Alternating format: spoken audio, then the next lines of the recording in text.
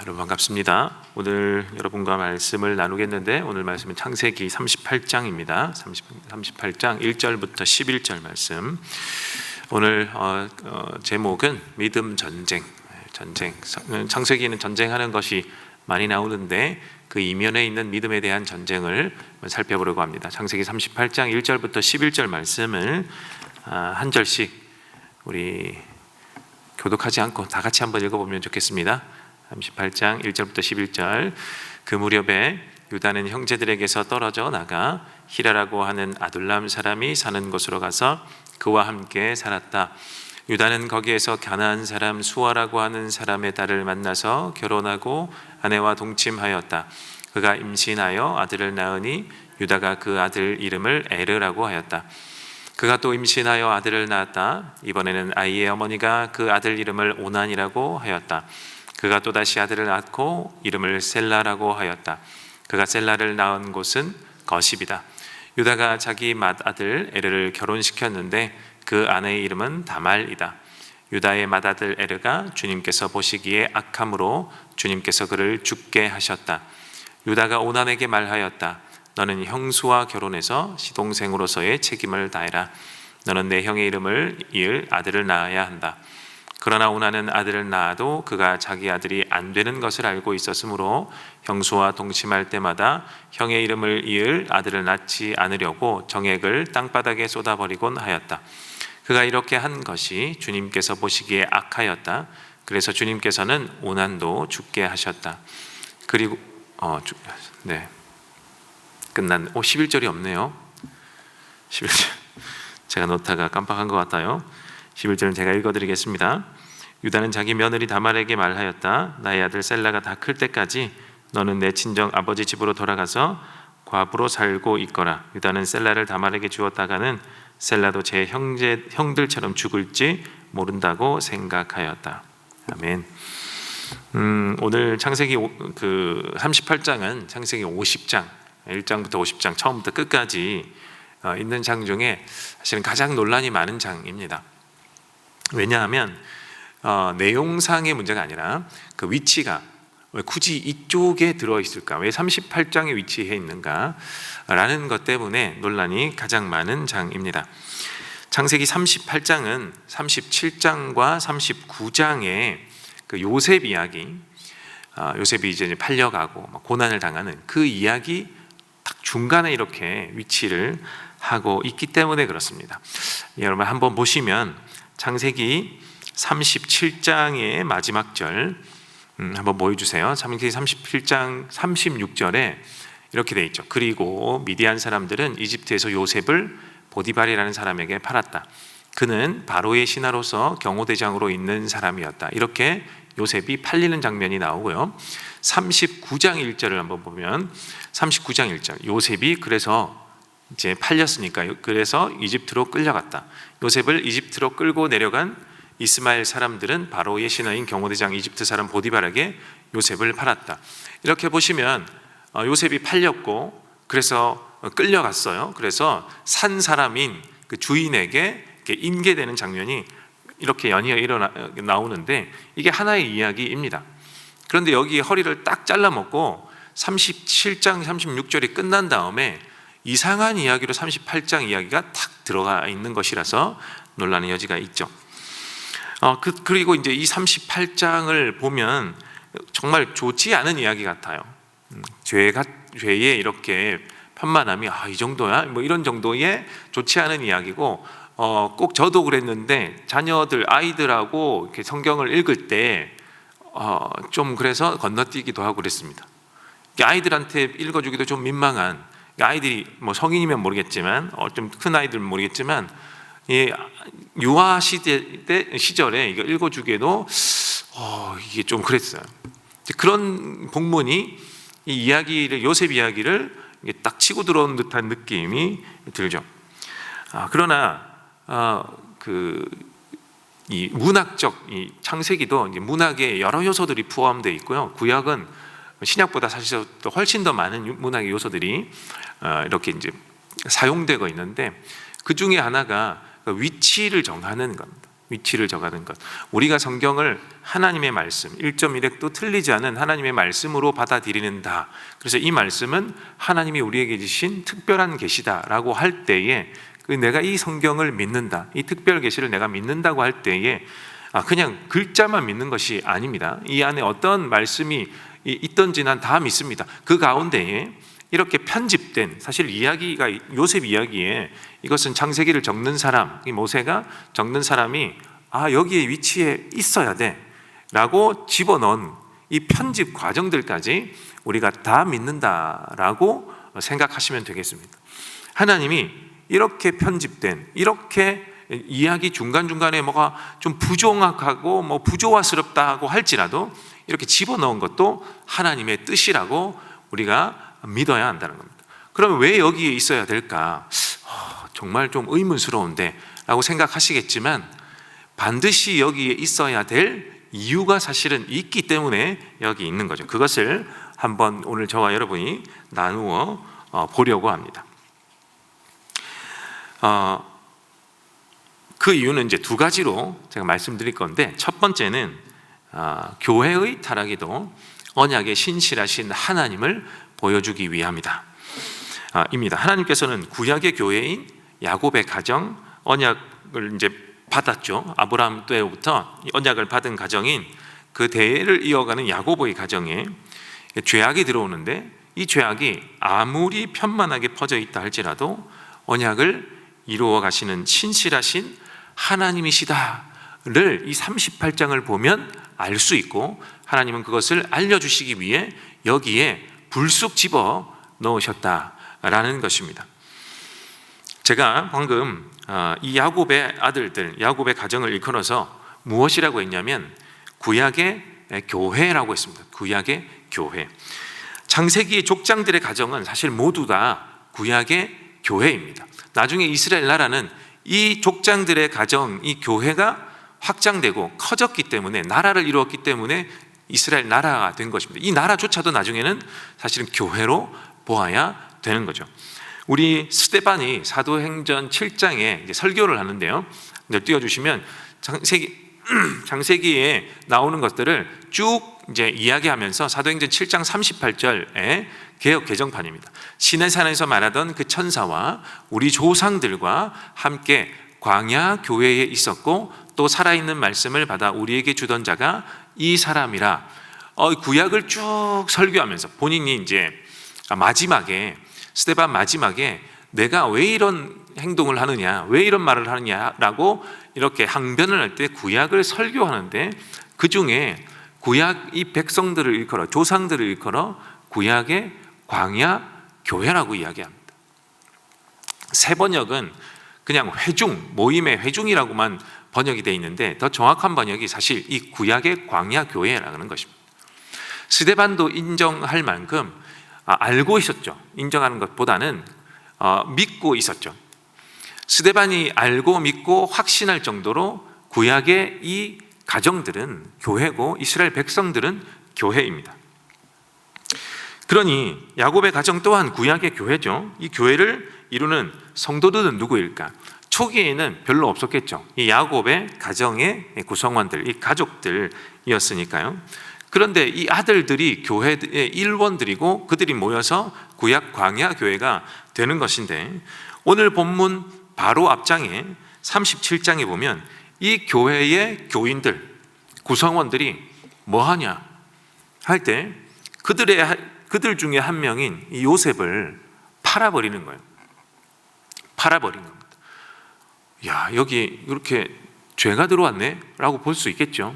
사실 요셉은 이 구약교회에 무엇을 하고 있었냐면, 구약교회에 죄가 들어오지 못하도록, 이 교회 공동체 내에 죄가 들어오지 못하도록 계속해서 역할을 하고 있었습니다. 근데 이 번역이 우리가 좀 오해할 만한 번역으로 되어 있죠.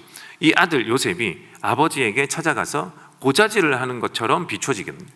그리고 아버지는 이 요셉만 편애하는 것처럼 색동옷을 지어주고 이렇게 편애한 것처럼 보여주는 겁니다. 이 관계는 사실은 형들이 나에게 싫어요, 형들이 너무 나에게 괴롭혀요, 형들이 잘못했어요, 우리가 생각하는 일반적 그 싸움이 아니라, 요셉은 이 교회이기 때문에, 구약의 교회이기 때문에 이 안에 죄가 들어오지 못하도록 계속해서 죄를 아버지한테 일러 바치고 있었습니다. 요셉이 얻은 색동옷은 우리가 명절에 입는 때때옷처럼 이렇게 막 여러 가지 색이 적혀 있는 그 색동옷이 아니라 구약 사람들 중에 권위를 상징하는 옷을 입을 때는 이렇게 술이 아니죠. 이렇게 늘어진, 우리 조선시대 보면 왕의 옷을 펼치면 이만큼 술이 내려오지 않습니까? 깃이 이만큼 내려오는 것인데 그것을 표현하는 건데, 이 처음에 성경 번역을 하는 선교사들이 우리나라에는 그 권위에 상징하는 옷이 뭔지를 몰랐던 것 같아요. 그래서 색동옷이라고 처음에 번역을 했던 것 같은데, 원래의 번역은 이렇게 깃이 내려오는 권위의 상징입니다. 그러니 아버지는 요셉에게 야, 네가 책임지고 죄가 들어오는 것을 막을 사람이야를 인정해 준 거죠. 근데 형들은 마음에 들지 않아요. 꿈도 꾸고 제가 뭔가 하나님의 복을 다 가져갈 것 같고 아버지의 사랑을 독차지하는 것 같고 죄를 짓고 싶은데 얘가 자꾸만 구자질을 하니까 싫은 거예요. 그래서 이 형들이 이 요셉을 팝니다. 이것을 영적인 구도로 보면 사단이 이 형들을 이렇게 책동하고 이렇게 부추겨서 죄를 맡고 있는 파수꾼을 팔아버린 이야기가 되는 거죠. 그러니 어떻게 해요? 문이 열려버렸어요. 문이 열려버리니까 죄라는 이 파도, 죄라는 물결이 그냥 막 쏟아져 들어오는데, 그 들어오는 일면을 어디다 적느냐 할 때 38장에 적어놓는 거예요. 이 형들이 요셉을 죽이려고 처음에는 했잖아요. 죽이려고 했고 팔아버리려고 하는데 그 장면을 이제 시행에 옮기는데, 그러면 어떤 일이 벌어지느냐라고 할 때 이 38장에서 보듯이 1절을 보면 그 무렵에 유다는 형제들 중에 한 명 아닙니까? 이 유다는 같이 요셉을 파는 이 파수꾼, 죄의 파수꾼, 죄를 못 들어오게 막는 이 파수꾼을 파는데 동참을 합니다. 그런데 다른 형제들보다는 약간 달라요. 다른 형제들은 죽이자, 없애자 라고 할 때 형은 우리가 그렇게까지 할 필요 있느냐, 구덩이를 파서 묻어서 거기서 죽게 만들려고 했는데 그렇게 할 필요 있냐, 그냥 팔자 라고 조금은 죄책감을 덜어낼 행동을 유다가 했는데, 그러나 과연 이 사람이 죄책감을 덜기 위함이냐 라고 보면 그 정도는 인정해 줄 수 있지만, 그래도 이 유다는 그래서 죄책감을 덜어버리고 내가 용서를 구해야지, 이 모습이라기보다는 그 모습 이후에 또 다른 죄악을 짓는 것으로 이렇게 확장이 되는 겁니다. 왜냐하면 죄의 물결이 이제 들어오기 시작하니까요. 그 말씀이 38장 1절입니다. 그 무렵에 유다는 형제들에게서 떨어져 나가 히라라고 하는 아둘람 사람이 사는 곳으로 가서 그와 함께 살았다. 무엇입니까? 하나님이 주신 약속의 땅이 있는데요, 그 약속의 땅, 그리고 약속의 땅에 향해서 가야 되는 이 구약의 교회의 임무를 사실은 버리고 빠져나온 행태입니다. 그래서 이방 땅으로 가요. 이방 땅으로 가고 2절에 보면 유다는 거기에서 가나안 사람, 이방 사람인 수아라고 하는 사람의 딸을 만나서 결혼을 합니다. 이 백성은, 하나님이 택한 이 백성, 구약의 교회인 이 사람들은 이방 사람들과 섞이면 안 되지 않습니까? 그런데 이방 사람과 섞여버리고 심지어는 부부의 연을 맺습니다. 그리고 딸을 만나서 결혼을 하고 아내와 동침을 하고 세 아들을 낳습니다. 문을 열어도 너무 크게 열었죠. 죄가 들어오는 문을 정말 활짝, 그냥 옆에 있는 벽까지, 담까지 다 헐어버리는 지금 행태를 하고 있는 것입니다.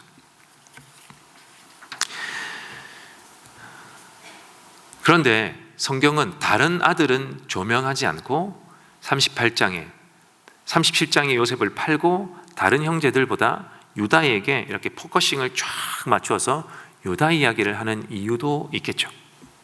왜 유다의 이 죄악만 보여줄까? 물론 다른 아들들도 다 죄를 짓습니다. 나중에 창세기 끝장에 가면 아버지가 축복을 할 때 죄 지은 거 다 낱낱이 이렇게 까발리죠. 그렇지만 유다의 죄는 훨씬 더 중하고 크기 때문에 이렇게 조명을 합니다. 왜 유다가 중요할까? 왜 유다만 이렇게 조명을 해줄까? 유다가 바로 여러분 잘 아시듯이 예수님의 조상이기 때문에 그렇습니다. 다른 형제들은 예수님의 조상이 아니에요. 그냥 가지치기로 다른 가문으로 쭉쭉쭉쭉 뻗어나가지만 이 유다의 혈통에서는 메시아가 오지 않습니까?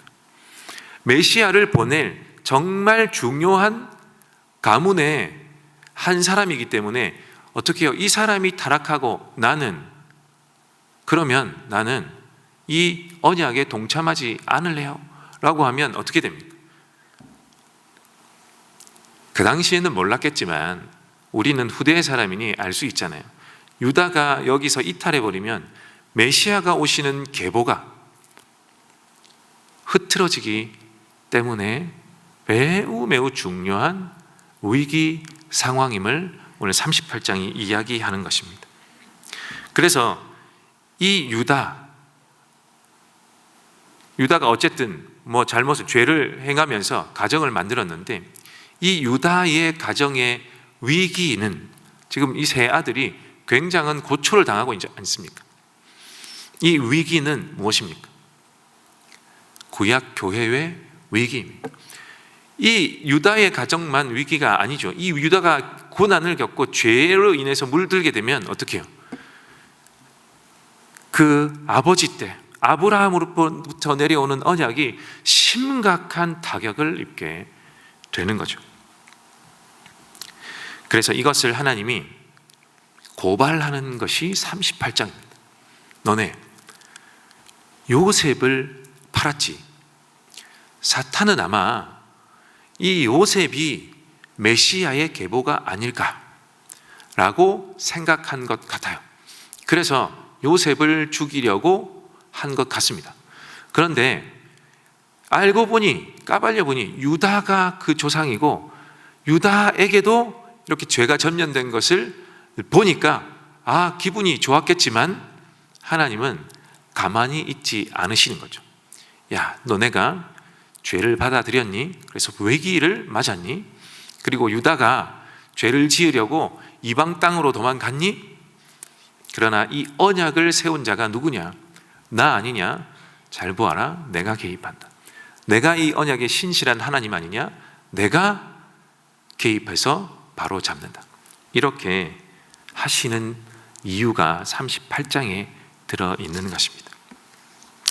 그런데요, 창세기 49장에 가면 49장 8절에서 10절을 한번 봅시다.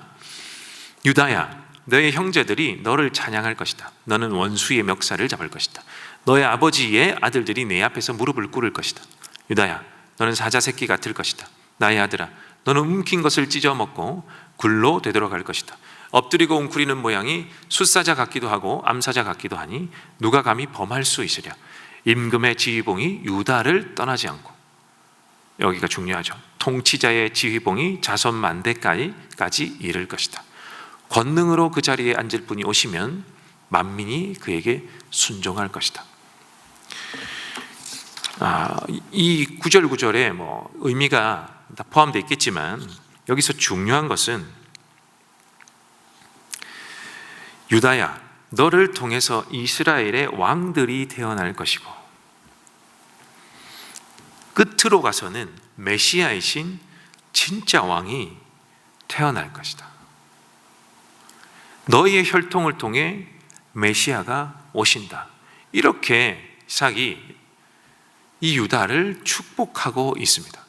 아니 38장 초반에 보니까 정말 심각한 죄를 짓고 이 언약의 가정에, 이 구약의 교회인 여기에 죄를 끌고 들어오는 장본인인데 이렇게 축복을 받을 수 있을까?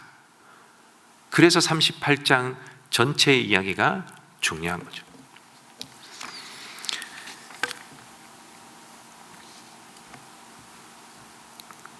(38장에서) 그래서 우리가 확인하는 것은 죄를 지은 유다지만 그럼에도 유다가 회복되는 거예요. 회복되어서 야곱으로부터 예수님의 조상이 되는 영예를 누린다 라는 해명을 해주어야 하기 때문에 38장이 이 사이에 들어있는 것입니다. 성도 여러분, 소위 이제 38장을 유다와 다말 사건이라고 제목을 붙이는데 저는 좀 달리 붙이고 싶어요. 이것을 오늘 설교의 제목처럼 믿음 전쟁입니다. 유다가 처음에 믿음을 잃어버리고 약해지고 정말 이 믿음을 하나님을 믿는 믿음이 정말 땅에 떨어져 있기 때문에 이렇게 하지 않았을까요? 그런데 유다는 이 믿음을 회복합니다. 하나님이 가만히 두시지 않습니다. 이 조상들이 믿는 믿음, 요거 아닙니다. 이거 나중에. 조상들이 믿는 믿음, 하나님이 아브라함을 택하시고 그 이후에 가지게끔 한 믿음, 그 아들 속에서 이 언약을 주시면서까지 확인한 그 믿음이 무엇이냐? 하나님이 약속하신 바를 반드시 이루신다.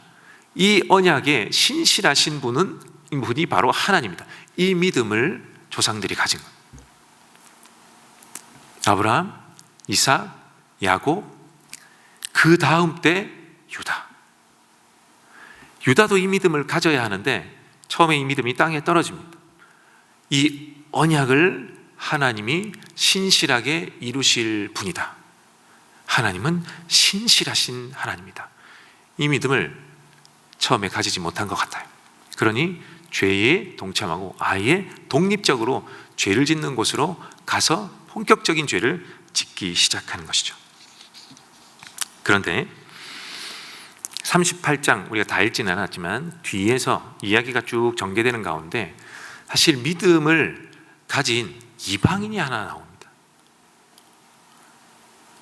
이방 여인이 한 명 나오는데 그가 바로 첫째 아들과 결혼했던 다말이라는 여인. 다말은 이상한 행동을 한 것이 아니고 나중에는 창녀처럼 보여서 시아버지와 동침하지 않습니까? 그래서 우리의 윤리와 도덕적으로 볼 때는 굉장히 잘못하고 있는 것 같지만 하나님은 다말을 나무라지 않습니다. 오히려 다말의 믿음을 칭찬하십니다. 다말은 왜 그랬을까요? 이 언약을 하나님이라는 분을 하나님이 세우신 그 언약, 약속을 이방인임에도 불구하고 믿는 믿음을 가졌어요. 이 하나님이라는 분이 구원자, 이 하나님이라는 분이 약속을 이루실 분, 이 하나님이 이 전 세계 온 민족을 살리실 그분이다. 그 정도의 믿음, 그 더 이상의 믿음을 사실은 알 수는 없죠. 언약의 바깥에 있는 사람이니까 하나님이 직접 알려주시지 않았기 때문에 더 깊은 것까지는 알지 못했을지라도 이방 여인 이 다말이 하나님이 누구신지, 내가 하나님을 어떻게 믿어야 하는지 알고 있었기 때문에 이 언약을 이루어 가실 분, 이 언약의 대를 가도록 해야 하는데 이 유다가 하지 않는, 그것을 옆에서 보고 안타깝고 조바심이 나고 너무 마음이 졸려오니까 유다의 아들을 통해 이 씨앗을 이어가야 되는데 안 주는 거죠. 셋째도 죽을까 봐. 사실은 유다가 먼저 죄를 지었고 잘못했는데 하나님이 그래서 유다의 가문에 심판을 하시는데 이상하게 다른 곳에서 한 여인이 나타나 이 믿음을 이어가려고, 이 약속을 이어가려고 하고 있는 것을 38장이 보여주고 마지막에 어떻게 하느냐, 우리 두 번째를 보여주시면 이 여인으로 하여금 유다가 믿음 전쟁에서 이기도록 해주시는 것으로 이 결론을 맺어요. 그래서 38장이 37장과 39장에 끼어들어야만 하는 두 번째 이유는 예수님의 조상인 유다의 믿음이 회복되도록 하시기 위함이다. 그것을 보여주기 위해서 38장이 여기에 끼어듭니다. 마지막 절을 한번 보여주십시오. 창세기 38장 25절에 26절을 보면 여인이 끌려 나갈 때에 사람을 보내어 시아버지에게 이르되 이 물건 임자로 말미암아 임신하였나이다. 청하건대 보소서 이 도장과 그 끈과 지팡이가 누구의 것이니까 한지라. 유다가 그것들을 알아보고 이르되 그는 나보다 옳도다. 그는 나보다 옳도다. 내가 그를 내 아들 셀라에게 주지 아니하였음이로다 하고 다시는 그를 가까이 하지 아니하였더라. 이 말씀에서 볼 때 유다가 비로소 깨달은 겁니다. 그는 나보다 옳도다. 이게 윤리적 문제로 이 구절을 해석할 수는 없어요. 어떻게 시아버지하고 동침을 합니까? 그렇게 끔찍한 짓을. 우리는 이 눈으로 이 성경을 보지 않아야 합니다. 여기서 다말은 유다가 이 언약을 이어가야 할 사람인데 그가 믿음을 가지지 못하고 믿음의 행동을 하지 않으므로 이렇게 불쑥 끼어들었지만, 이렇게 윤리적으로 지탄을 받을 행동을 하지만, 이 다말이라는 사람은 하나님의 언약, 하나님의 약속, 이것에 너무 어떻게 해요? 사랑했던 나머지, 이 하나님을 너무나 귀하게 여겼던 나머지, 이 믿음을 가지고 있었던 나머지 그 행동을 한 것입니다. 그 앞뒤에서는 요셉이 이 구약의 교회에 죄가 들어오지 못하는 파수꾼의 역할을 했다면, 지금 현재는 이방인이지만 다말이라는 여인이 이 언약의 공동체를 위해서 죄가 들어오지 못하도록 되돌려 놓기 위해서 일을 하고 있는 거예요. 37장에 심각한 죄가 이 언약 백성들 안에 들어왔습니다. 그런데 하나님은 다말이라는 이방 여인의 믿음을 통하여 이것을 되돌려 놓고 회복시켜 놓으신 장면입니다. 그래서 유다는 이 여인의 행동을 보고 네가 나보다 옳도다. 이 말의 의미가 무엇일까요? 네가 하나님을 더 잘 아는구나. 네가 하나님의 약속을 더 잘 아는구나. 나는 틀렸지만 네가 옳도다. 인정을 합니다. 그리고 그를 보지 않습니다. 그를 통해서, 이 다말을 통해서 사실은 아들을 놓죠. 그리고 그 아들을 통하여 예수님의 대가 이어집니다. 유대인들은 지금도 잘못 생각하고 있는데요, 그들의 혈통이 완전히 순수한, 오로지 아브라함 때로부터 아주 퓨어한 100% 아브라함 가정으로 이루어진 것으로 착각하고 있습니다. 그렇지 않아요. 이방의 피가 섞여 들어갔고 나중에는 더 많이 섞여 있습니다. 그 혈통의 순수함이 중요한 것이 아닙니다. 무엇이 중요합니까? 하나님의 뜻이 중요하고 하나님의 약속이 더 중요합니다. 하나님의 때와 하나님의 시간, 하나님의 방법이 중요한 것임을 우리는 38장을 통해 또한 깨닫습니다. 이 여인으로 말미암아 이제 메조지가 지어집니다. 이 가정에 옆으로 곁길로 가려고 했던 것을 막아서는 이 다말을 통하여 다시금 회복된 가정으로, 회복된 교회로 돌아옵니다. 그렇기 때문에 이 38장은 반드시 이 37장과 39장 사이에 있어야 되는 거죠. 38장을 통해 이 가정이 회복되었고, 그 다음 회복된 가정의 이야기를 어떻게 해요? 요셉 이야기로 다시 포커싱을 이동하여 요셉 이야기를 이어가시는 겁니다. 근원이 해결되지 않고 다른 곳에 구원이 일어날 수 없기 때문에 이 믿음의 근원을 하나님이 해결하시고 그 다음 요셉 이야기를 이어가시는 거죠. 이렇게 사탄이 이 믿음을 끊어놓으려고, 이 교회를 훼손시키려고, 이 믿음을 방해하려고 이렇게 나타나지만, 위기를 가져다 주지만 어떻게 해요? 약속의 언약에 신실하신 하나님이 다 막아주신다. 성도 여러분, 오늘날 우리는 어떤 믿음을 가져야 하겠습니까? 하나님은 약속에 신실하신 분이구나.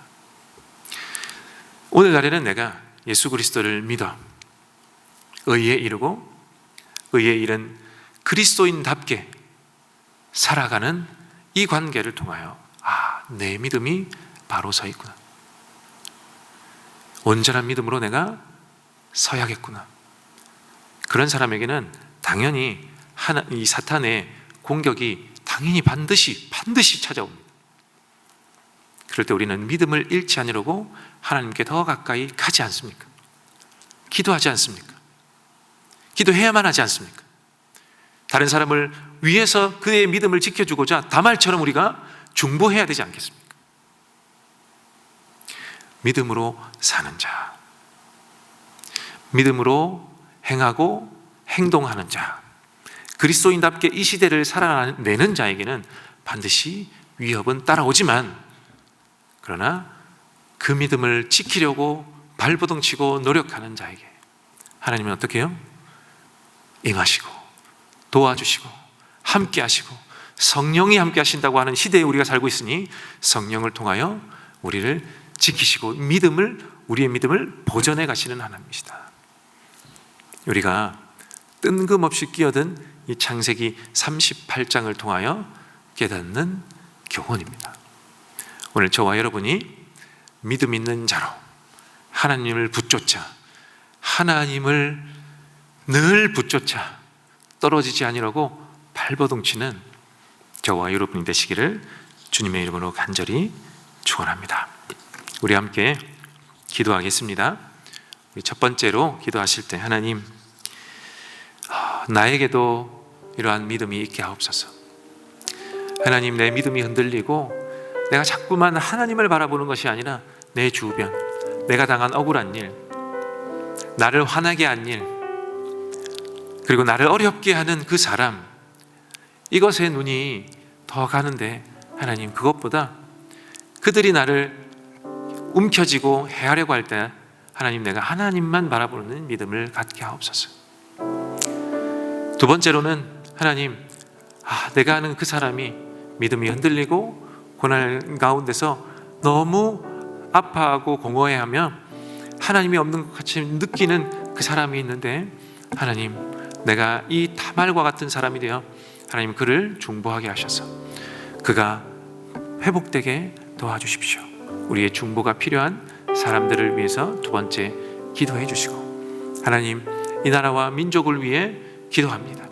무엇인가 잘못되어 있는 것 같아서 너무 다들 힘겨워하고 힘들어하는데, 하나님, 그 힘겨워하는 그곳에 하나님, 우리가 믿음 잃지 않고 하나님 이 나라를 위한 기도를 통하여 하나님께서 이 나라 가운데 개입해 주시기를, 하나님, 나라와 민족 가운데 이 복음이 들어온 이 땅이 하나님 회복될 수 있도록 도와주십시오 라고 나라와 민족을 위해서도 기도해 주시고, 네 번째는 최전방에, 정말 영적 싸움의 최전방에 나아가 정말 온몸으로 사탄의 공격을 이겨내야 하는 우리 선교사님들을 위해서 기도하겠습니다.